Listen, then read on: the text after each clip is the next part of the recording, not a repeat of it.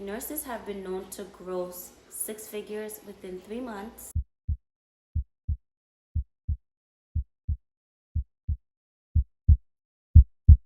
Hey guys, it's TheBougieNurse and welcome back to my channel. So your girl has been gone for a hot minute, and if you've been following me on social media, you will know that I am a travel nurse now, and I've been traveling all over the US with my fiance. And yes, my fiance, your girl is engaged now. I get so many DMs and questions on the daily on what is a travel nurse, how can I get started, what are the requirements. So in this video, I'm gonna let you guys in on everything. So let's get into it. What is a travel nurse? A travel nurse is pretty much a nurse, could be an LPN or an RN, who works at healthcare facilities around the world for a short period of time. If the hospital is short-staffed, they don't have the adequate amount of nurses they need to fulfill the requirements for the patients that they have, they will bring in a travel nurse. The travel nurse is an experienced nurse. This nurse can work without any orientation, can hit the ground running and get done. So the travel nurse orientation may be a day, max a week, because they need someone who's already experienced in their specialty who can hit the ground running today. While a staff nurse, a permanent staff nurse, their orientation requirement is going to be at least 3 months. The hospital ain't waiting 3 months for you to learn what they need you to do. They need someone who already knows what to do, which is why they will bring in a travel nurse. So the requirements for a travel nurse: you have to be a licensed practical nurse or a registered nurse. You have to have at least 1 year working in your specialty. 2 years is always better. They don't want someone who they have to train additionally, because if they have to train you additionally, they're gonna say, this nurse does not meet the requirements that they need, and they will fire you. They will call your agency up and say, hey, the person you sent me does not have experience, and then that's a whole nother problem. So please, please, please make sure you are experienced as a travel nurse. Do not be a new grad thinking, I just graduated nursing school and I can start travel nursing.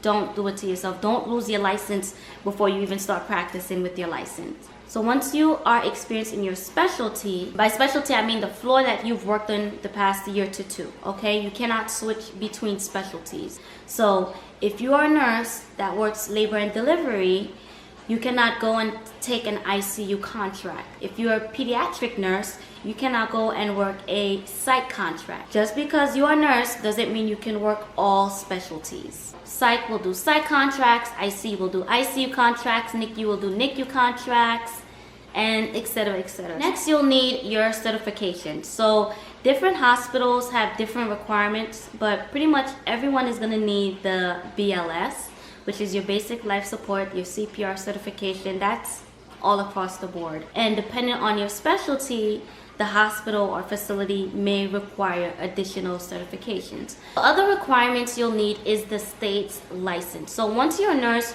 you can pretty much work in any state as a nurse, but you do have to have the licensing for that state. So when I graduated nursing school, I graduated in Florida. After I took my NCLEX, I had a Florida license. And when I graduated nursing school, they didn't have the compact license, but now they do have the compact license. So because I am a resident of a compact state, I'm eligible to have the multi-state license. If you have a compact license, you can work in pretty much 37 states. You just need that one license, and you're eligible to work in all 37 states that are under that multi-state license. To get a compact license, you have to be a resident of one of the compact states. If you are not a resident of the compact state, then you're gonna have to be paying each state their registration fees for that license, and it can add up pretty quickly.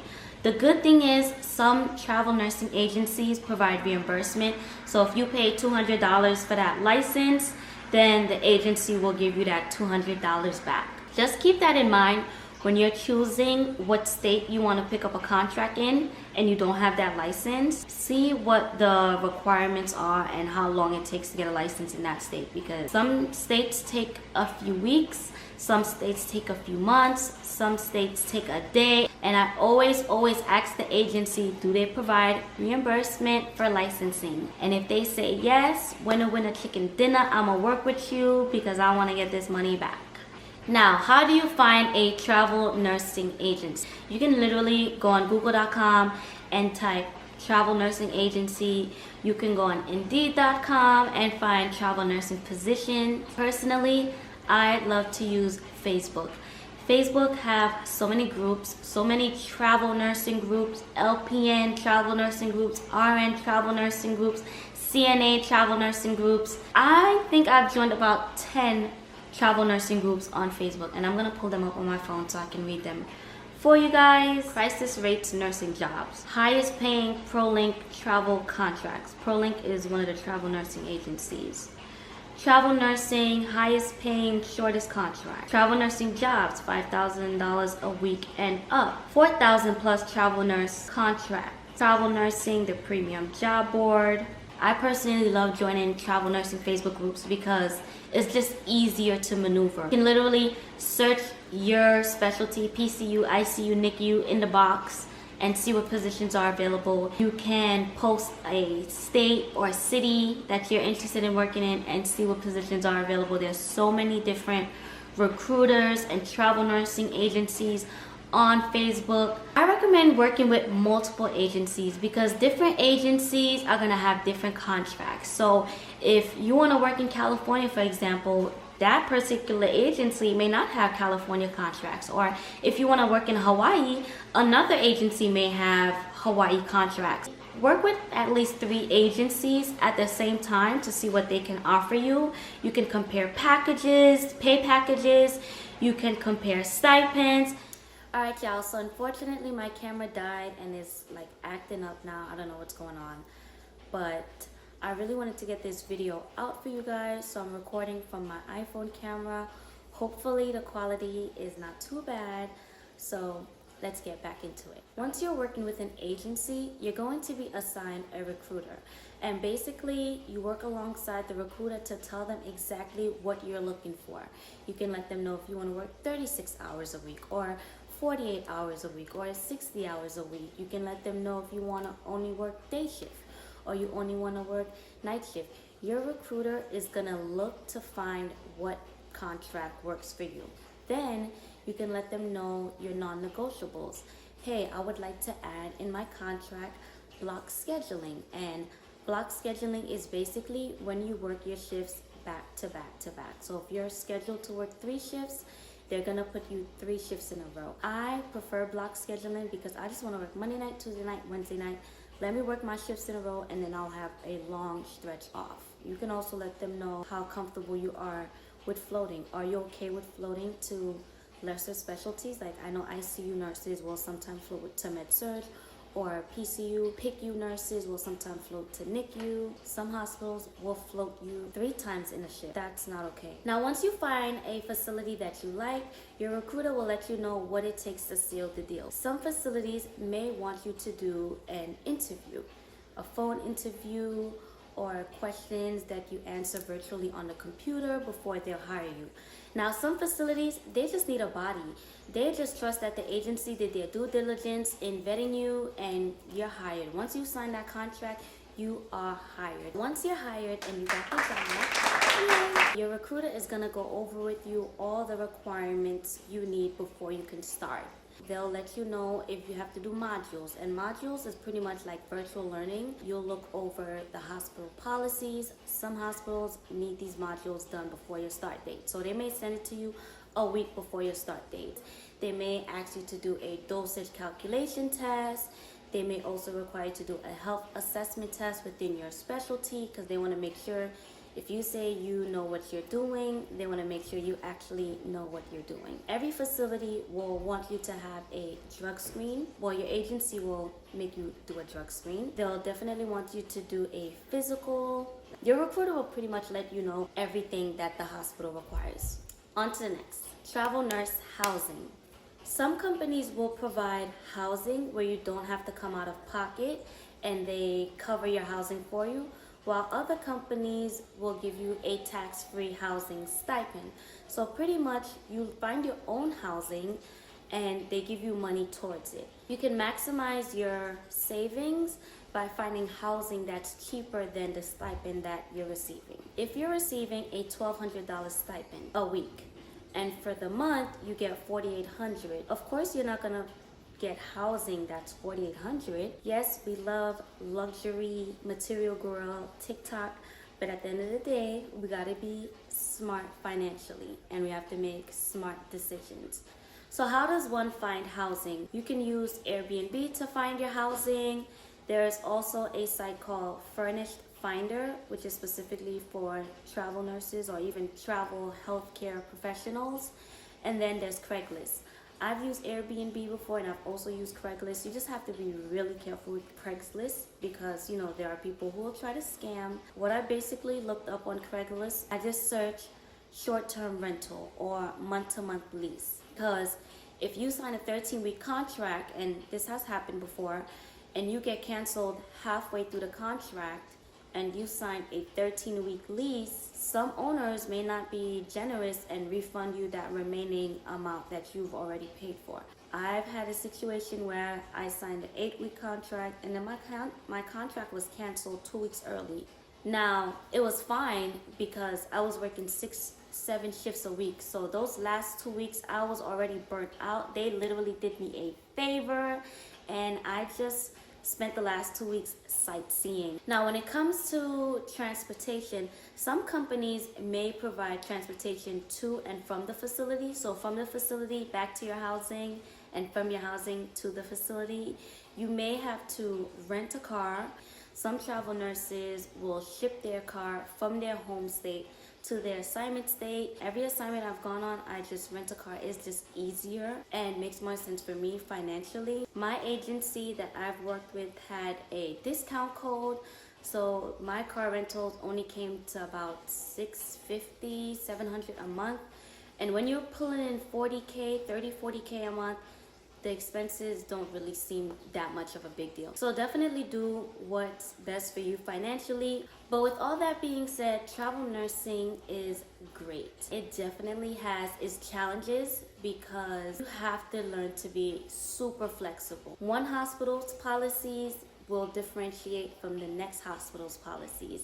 And in your scope of practice as a nurse will differentiate state to state. I worked at one facility where the nurse did everything. The nurse started IVs, the nurse did breathing treatments, the nurse was the phlebotomist, and then I worked at another facility where the nurse could not do anything. All you were doing was meds and assessment, and if you did start an IV, that was an incident report. You would get in trouble. One of the challenges with travel nursing, just learning the different policies of different hospitals and just remaining within your scope of practice. So another big one is that you're going to be away from your friends, family, and loved ones for a good amount of time. Especially if you're one of those travel nurses that once you finish one assignment, you hop into another assignment, because some travel nurses don't want to take breaks. They just want to work 6 months straight and then take the remaining 6 months off. To each their own. You may be the first to float as a travel nurse. Travel nurses are known to get the worst assignments because essentially the staff nurses feel like, well, you're there making the big bucks, so you should be working your ass off. That's just known in the travel nursing community, that travel nurses get treated poorly when they visit some of these facilities. You will get quite a bit that are travel nurse friendly, where the staff is amazing, everyone is so helpful, but then you will get those that they don't want to help you. You'll be drowning, your patient may fall, and they'll just walk right by the room, or they'll tamper with your patient's medications, hide medications, hide the glucometer. Travel nursing is not easy, it's not for the weak, but the pros and the rewards make it worth it. The number one pro with travel nursing will be the money. Especially during this pandemic, nurses have been known to gross 6 figures within 3 months. It's such a flexible career option. You have contracts where you can work as little as 4 weeks and as much as 26 weeks. I would never recommend a 26-week contract because you're pretty much in that facility for 6 months. And if you hate your assignment, you're stuck for 6 months. I mean, you can always cancel the contract, but then it doesn't look good with the agency. They may choose to not rehire you, or work with you again in the future if you cancel a contract. The sweet spot for me is 6 weeks. You're literally there for a month and 2 weeks, and if it sucks, we can thug it out for a month and 2 weeks, you know. And if it's great, you can extend for another 2 weeks or another 6 weeks. I've met nurses on contracts that have told me, yeah, I love it here. I've been here for a year. Me personally, I can't stay anywhere past 3 months because I just need a new environment. I just need a new city. On to the next pro is experiencing new city, new people, a new environment, a new luxury apartment. And although the rates are going down now, that's like the big thing, like travel nursing rates are going down, it's still better than staff nursing money. One popular misconception with travel nursing is that you have to be single, you can't have a family, you can't have kids. That's a lie. I already have a video on travel nursing with kids. Gone are the days where you have to be a single woman or a single man to be a travel nurse. Pack them kids up and head on out. Alright you guys, so that pretty much sums up the Travel Nursing 101 video. If there's anything that I missed that you still want to know, leave a comment down below. Don't forget to like, comment, and subscribe, and I will see you guys in the next video.